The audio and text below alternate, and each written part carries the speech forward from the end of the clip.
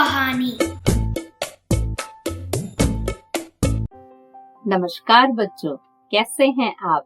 मैं सिरसिला चंदना आपके लिए एक नई कहानी लेकर आई हूँ। तो बच्चों, ये जो कहानी है यह राष्ट्रीय पुस्तक न्यास यानी कि नेशनल बुक ट्रस्ट इंडिया द्वारा प्रकाशित एक कहानी है, जिसका शीर्षक है बूढ़ा घड़ियाल, जिसे पुष्पा सिंह बिसेन जी ने लिखा है और चित्र नीता गंगोपाध्याय जी ने बनाए हैं। हम सभी जानते हैं घड़ियाल जो है एक जलचर जानवर है। वह समुद्र में भी रहता है और समुद्र के बाहर धरती पर भी रह सकता है। तो बच्चों, यहाँ पे जो कहानी है ऐसे ही एक घड़ियाल की कहानी है। आइए इसे हम सुनते हैं। तो कहानी कुछ इस तरह शुरू होती है। एक बार की बात है, समुद्र में जो छोटी मछलियां रहती थी वह बड़ी ही परेशान थी। इसका कारण था कि उनके छोटे बच्चे प्रतिदिन बड़ी संख्या में गायब होने लगे थे, किंतु कुछ पता नहीं चल पा रहा था कि ये बच्चे कहाँ चले जा रहे हैं और कैसे गायब हो रहे हैं। सभी मछलियां अपने निवास क्षेत्र से बाहर जा जाकर उन्हें तलाश रही थी कि उन्हें रास्ते में ऑक्टोपस मिला। वह भी अपने छोटे छोटे बच्चों को ढूंढ रहे थे। दोनों का दुख एक समान था।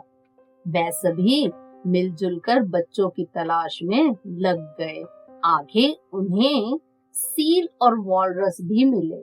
सभी का यही रोना था, बच्चे गायब हो रहे हैं। यह बहुत ही चिंता का विषय था।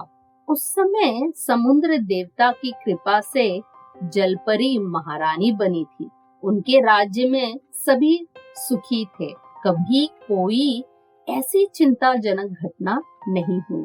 सभी ने एक योजना बनाई कि बच्चों के गायब होने वाली बात हम क्यों ना जाकर जलपरी महारानी को बताएं।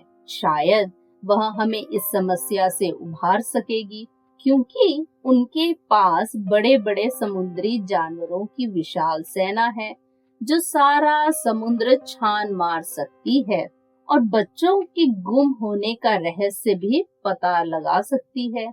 यह कार्य तो तभी संभव है जब हम महारानी जलपरी को बताएंगे। बड़ी मछली, व्हेल व सील, वॉलरस एवं ऑक्टोपस आदि सभी एक जगह उपस्थित हुए और महारानी जलपरी के महल की ओर चल पड़े। समुद्र की तीव्र लहरों में डूबते उतरते उन्हें भय नहीं लग रहा था। सभी को अपने बच्चों की तलाश थी। 3 दिन के सफर के बाद गहरे भूतल में जलपरी महारानी का सुंदर महल दिखा। कितने जलीय जीव जंतुओं ने तो यह महल पहली बार देखा था, क्योंकि महारानी जलपरी स्वयं ही विचरण कर अपनी प्रजा का हाल जानती रहती थी। बड़े बड़े दरियाई कछुए वहां द्वारपाल के रूप में मुख्य द्वार पर दिखे। भीड़ को एक साथ आते देख तुरंत जलपरी के पास सूचना भेज दी गई। उस समय वह समुद्र देवता के साथ विश्राम कर रही थी, किंतु सूचना अति गंभीर थी। अनेक जलीय जीव जंतुओं का इस तरह महल की ओर आना चिंताजनक विषय था। आखिर बात क्या है? वह स्वयं ही मुख्य द्वार की ओर चल पड़ी। महारानी के जाने के बाद समुद्र देव भी उनका अनुसरण कर चल पड़े। महारानी के द्वार पर आते ही सभी ने शीश झुकाया और उनका अभिनंदन किया। फिर उन्हें अपनी समस्या सुनाई कि हमारे बच्चे गायब हो जा रहे हैं। हमने अपने अधिकार क्षेत्र से बाहर जाकर भी ढूंढ लिया, पर वह कहीं नहीं मिले। उनकी बातें सुनकर महारानी चिंतित सी समुद्र देव की ओर देखने लगी। उन्होंने उनकी स्थिति भांपकर आए हुए सभी जीव जंतुओं को आश्वासन दिया कि हम शीघ्र ही कार्यवाही कर सच्चाई का पता लगाएंगे। समुद्री सेना का सेनापति वरिष्ठ दरियाई घोड़ा था। उसे आदेश मिलते ही चारों तरफ अपनी सैनिकों को भेज दिया, पर कहीं कुछ नहीं पता चला। सेनापति चिंतित थे। एक दिन का समय बचा था। अभी घड़ियालों का अधिकार क्षेत्र बाकी था। उधर महल में रानी सोचने लगी, कोई घड़ियाल अपने बच्चों के गुम होने की सूचना लेकर क्यों नहीं आया। अतः उन्होंने तुरंत सेनापति को दरबार में बुलाकर आदेश दिया कि घड़ियालों के क्षेत्र की भी तलाशी ली जाए। उस क्षेत्र में जाने से दरियाई घोड़े की फौज डरती थी, किंतु जाना तो था ही। बच्चों की गुमशुदगी का गंभीर मामला था, सो सेनापति भी साथ साथ चल पड़े। उधर सभी मगरमच्छ आराम कर रहे थे, मोटे तगड़े हो मौज कर रहे थे।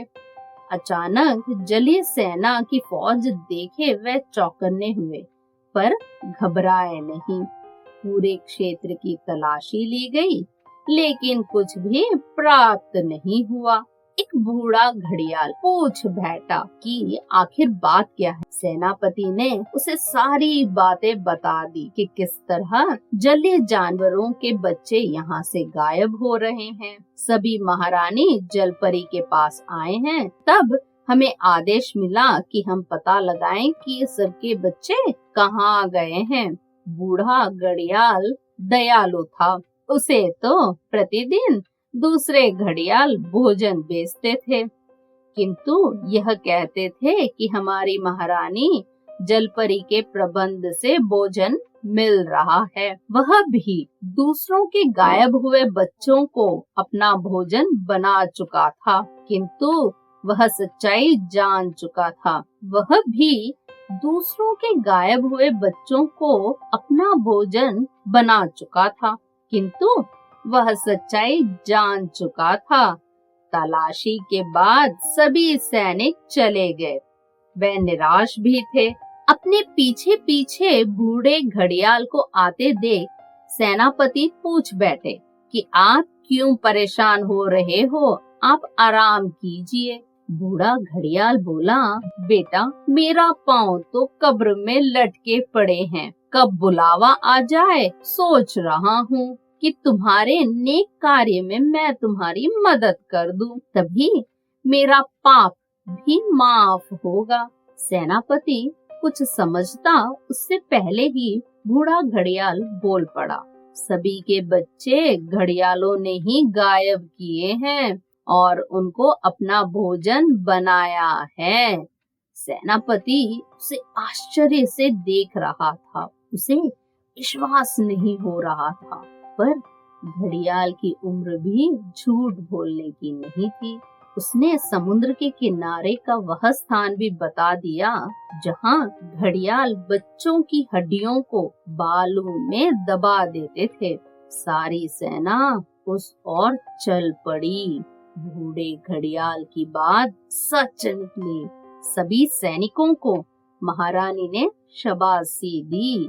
सेनापति को पुरस्कार मिला और सभी दोषी घड़ियालों को सजा मिली कि वे जलीय जीव होते हुए भी जल से बाहर रहेंगे। और जानते हो बच्चों, तभी से मगरमच्छ रेत पर सजा काटते हुए दिखाई देते हैं। तो देखा बच्चों, घड़ियालों का रेत पर होना, इसका कारण क्या है। कैसी लगी आपको यह कहानी? आज के लिए इतना ही। धन्यवाद।